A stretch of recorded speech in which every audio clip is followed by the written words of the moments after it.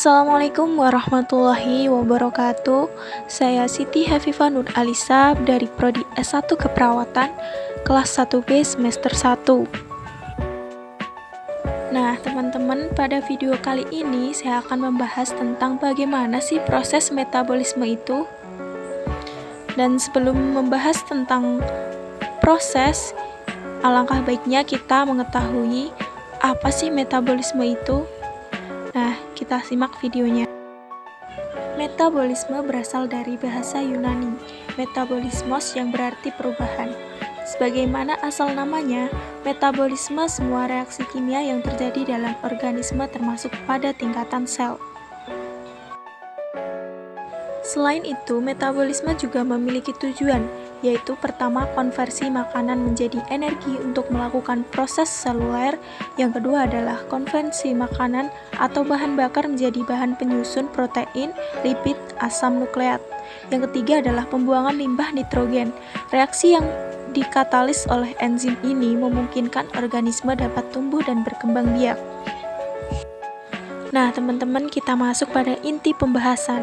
Yang pertama ada metabolisme karbohidrat, mencakup penguraian atau katabolisme, sintesis atau anabolisme, dan perubahan bentuk karbohidrat dalam tubuh organisme. Bentuk karbohidrat yaitu glukosa akan diurai menjadi senyawa gula sederhana. Saat makanan dicerna dalam tubuh, karbohidrat akan melalui proses hidrolisis, yaitu proses penguraian menggunakan bantuan air.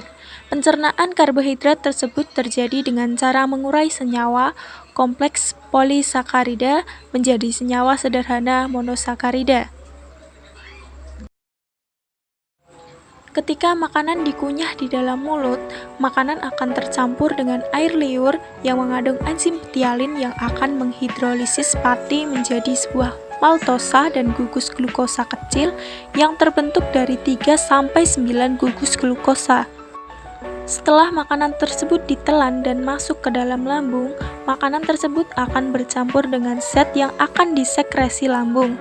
Kemudian, makanan tersebut akan masuk ke dalam dan bercampur dengan getah pankreas.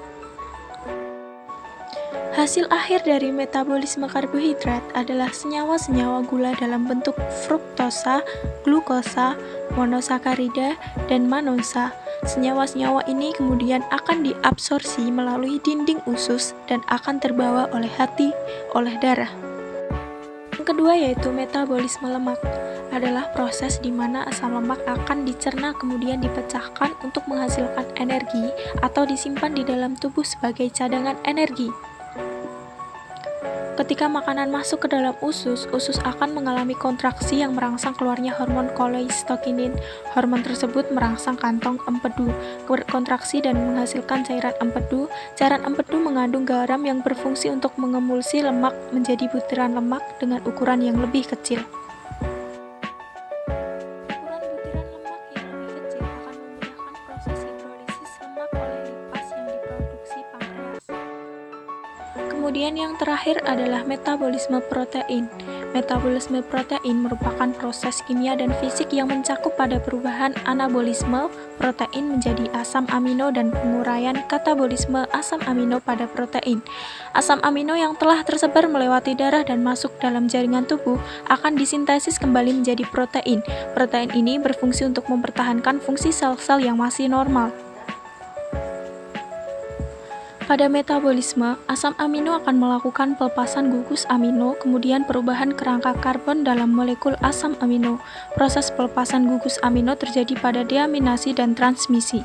Deaminasi oksidatif menggunakan dehidrogenase dalam katalis, sedangkan jika transmisi yaitu proses katabolisme asam amino yang melibatkan gugus amino pada satu asam amino terhadap asam amino yang lain. Asam amino tidak dapat disimpan pada tubuh manusia. Jika jumlah asam amino berlebihan atau terjadi kurangnya sumber energi lain, tubuh manusia akan menggunakan asam amino dalam sumber energi.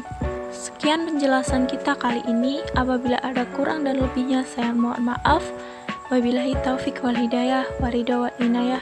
Wassalamualaikum warahmatullahi wabarakatuh.